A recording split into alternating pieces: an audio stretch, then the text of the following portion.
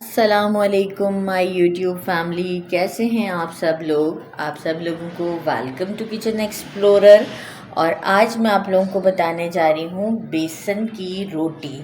आप उसके पराठा खेलें, रोटी खेलें खेलें, और ये बहुत ज़्यादा फ़ायदेमंद है। इस जो वेट कॉन्शियस लोग होते हैं ये उनके लिए भी बहुत अच्छी है, और जिनको स्टमक के इश्यूज़ हैं उनके लिए भी बहुत अच्छी होती है, और शुगर के पेशेंट्स के लिए भी बहुत ज़्यादा फ़ायदेमंद है।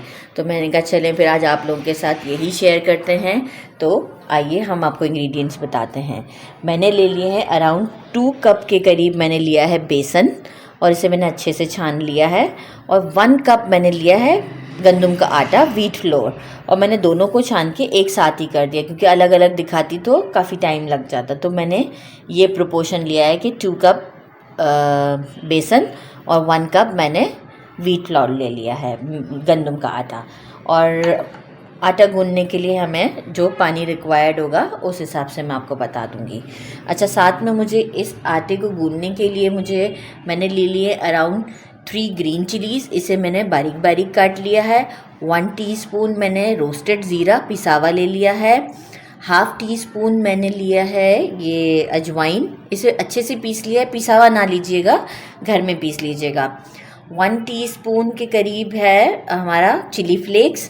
1 टीस्पून सॉल्ट, कुटा हुआ धनिया 1 टीस्पून, ये भी रोस्टेड है। अच्छा, ग्रीन अनियन को मैंने थोड़ा सा वाइट पार्ट, क्योंकि मैं वाइट अनियन नहीं ऐड करी, इसका वाइट वाला पार्ट अच्छा खासा बड़ा था, तो मैंने वाइट अच्छा बड़ा सा ग्रीन अनियन का एक ही मैंने वो लिया है, स्टिक आप कह सकते हैं। तो उसका वाइट पार्ट मैंने अलग काट लिया है, लेकिन आप देखिए कितना बारीक काटा है कि पराठे के वक्त मुझे प्रॉब्लम ना हो। और उसका ग्रीन पार्ट मैंने अलग कट कर दिया है। अच्छा, ये फिर मैं इसके साथ ही डालूँगी। साथ में मैं आपको दिखा देती हूँ कि इसके साथ एक अच्छी सी डिफरेंट सी चटनी बनती है। एक तो मीठी चटनी होती है इमली की, वो तो ज़रूर मैं रखूँगी, लेकिन ये वाली थोड़ी सी डिफरेंट है, तो इसलिए मैंने आपको बता रही हूँ। हैंडफुल मैंने ले लिया है कोरिएंडर, सॉरी मिंट लीव्स, और हैंडफुल ही मैंने ले लिया है कोरिएंडर। और मैंने ले लिया है 1 टेबलस्पून अनारदाना लिया था, और इसे मैंने थोड़ा सा पानी डाल के पीस लिया है, क्योंकि ये वैसे नहीं पिसता, तो मैंने इसे थोड़ा सा पानी डाल के पीसा है। और मैंने ले लिए हैं अराउंड 12-15 के करीब मैंने क्लोव्स ले लिए देसी गार्लिक के। 1 टीस्पून मैंने ज़ीरा लिया है, ये रोस्टेड नहीं है। हाफ़ टी स्पून मैंने लिया है सॉल्ट, और मैंने अदरक के कुछ इस तरह से 3 पीसेस छोटे छोटे से ले लिए, स्लाइसेस टाइप हैं। ठीक है, आप भी अदरक अपने हिसाब से ले लीजिएगा। इन सबको मैं मिक्सी में डाल के अच्छे से पीस लूँगी। अब आप कहेंगे कि मिक्सी में ऐसे क्यों नहीं डाला अनारदानों को, वो मिक्सी में नहीं पीसता इतनी आसानी से। तो मैंने इससे पहले जो हमारा काउंटर पे जो मेरे अक्सर वो मार्बल का पड़ा हुआ था, चिट्टू वट्टू क्या बोलते हैं, तो उसमें मैंने इसे अच्छे से थोड़ा सा पीस लिया है। तो चलिए जी, अब हम आपको आटा गूंदना बता देते हैं। ये सारी चीज़ें मैं पहले आटे में डाल देती हूँ और अच्छे से मैं इसे पहले मिक्स कर देती हूँ। अच्छा, इस आटे को हमें रेस्ट भी देना है अराउंड 30 मिनट्स, तो इसीलिए मैं थोड़ा सा पहले से गूंद के रख देते हैं। और पानी का प्रोपोर्शन का बड़ा ख्याल रखना है कि बहुत ज़्यादा भी हमें इसको सॉफ्ट नहीं गूंदना होता है, क्योंकि ये फिर बहुत जल्दी कहते हैं ना लूज़ लूज़ सा हो जाता है, तो इस बात का भी ख्याल रखना है। सेकंड ये है कि कोशिश करें कि इसके अंदर ये जो हम रेगुलर अनियन डालते हैं ना, वो ना डालें, क्योंकि वो आप चाहे स्क्वीज़ करके भी डालें, कुछ भी करके डालें, वो थोड़ा सा रनी कर देता है इसको। जो नॉर्मली मैं अपने घर में बनाती हूँ और जो हम फील करते हैं ना, मैंने ऐसा ऑब्ज़र्व किया है। तो बस थोड़ा थोड़ा करके हम इसे पानी डालते हैं और इस तरीके से गूंदते हैं। फिर मैं आपको बताती हूँ कि हमें कितना हार्ड रखना है। तो जी, मैंने इसे गूंद लिया है, और देखिए मैंने कितना गिलास लिया था, इसमें से भी इतना पानी बच गया है। मतलब ये बहुत जल्दी जो है वो मैं आपसे कह रही हूँ ना कि चिपकना शुरू कर देता है। डरिएगा नहीं, हाथ बहुत मैसी कर देगा क्योंकि चिपकता बहुत ज़्यादा है, लेकिन ये इसी तरीके का हमने गूंदना है। अब हम इसे रेस्ट देंगे ना, क्योंकि अगर मैं सिर्फ दोबारा उठाऊंगी ना दोबारा चिपकेगा। अब हम वो जो डस्ट फ्लोर है ना उसके साथ ही इसे उठाएंगे। तो बस परेशान नहीं होना है, क्योंकि अभी हम इसे रेस्ट भी तो देंगे ना। देखिए, रेस्ट दे रहे हैं तो कंडीशन चेंज हो रही है, तो इसी तरीके की ये कंडीशन में होता है। मैंने कहा आपको सब बता दूं। अब इसे ढककर मैं रख देती हूँ हाफ एन आवर के लिए। मैंने जो है वो पेड़े बना लिए थे, और टोटल मेरे पेड़े 5 बने थे। इसलिए मैंने एक ज़रा आप लोगों का वीडियो से पहले तवा को रनी करने के लिए, ताकि फर्स्ट जब रोटी जाती है तो वो थोड़ा सा प्रॉब्लम करती है, तो उसे मैंने सेट करने के लिए एक पहले बेल लिया था। अब ये मेरे पास 4 हैं और अब मैं आपको इसे बेल के दिखाती हूँ। अच्छा, इसमें हमें जो है वो व्हीट फ्लोर यूज़ करना है।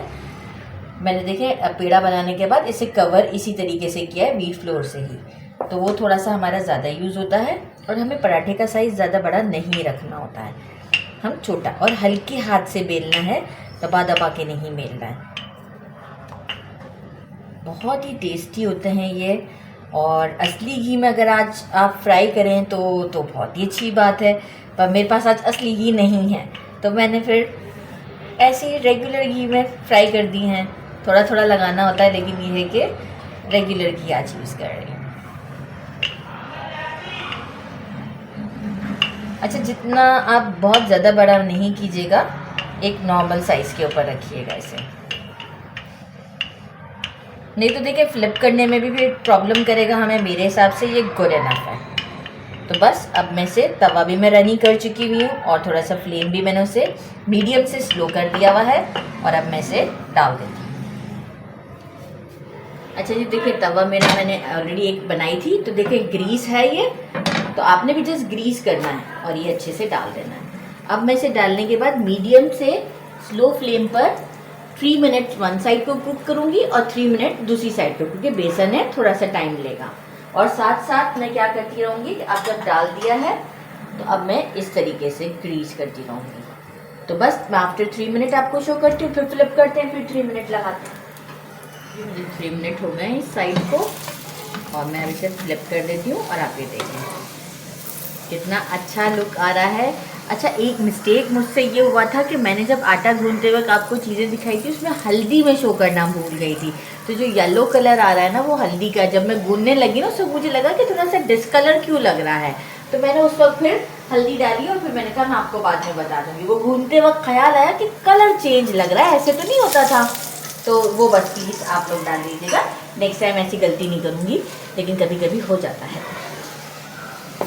अच्छा जी, दूसरी साइड को भी मुझे जो है वो 3 मिनट हो चुके हैं, और आप ये देखें अब ये वाली साइड जो फर्स्ट वाली थी ना, तो उसे थोड़ा सा और मैं कुक कर लेती हूँ, क्योंकि तवा को मैंने स्लो कर दिया था उस वक्त ना, जब मैं रोटी बना रही थी सेकेंड वाली।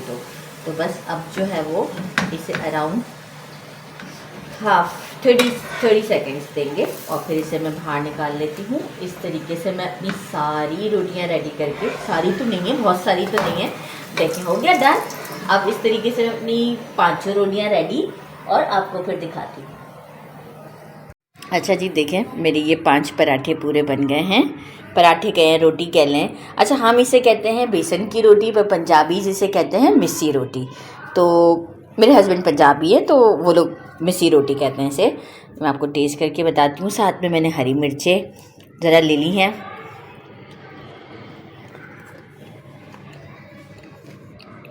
नो डाउट बहुत टेस्टी है। अच्छा, ये वही चटनी है जो मैंने आपको सारा दिखाया था, उसे ब्लेंड कर लिया है, तो ये वही अनारदाना वाली चटनी है। नो डाउट बहुत टेस्टी है। साथ में ये मिर्च और मक्खन, सुपर। ये वही मिर्चें जो मिर्चों का सालन मैंने बनाया था ना, मैं आपसे कहा था फ्रिज में रख दें। तो बस आप ये बेसन की रोटी बनाएं, और मुझे ज़रूर बताइएगा कि ये कैसी लगी आपको, क्योंकि जो है ये इतनी टेस्टी है कि बस अब हाथ नहीं रुक रहा। तो मेरे चैनल को लाइक और सब्सक्राइब करना नहीं भूलिएगा। अपना ख्याल रखिएगा। अल्लाह हाफिज़।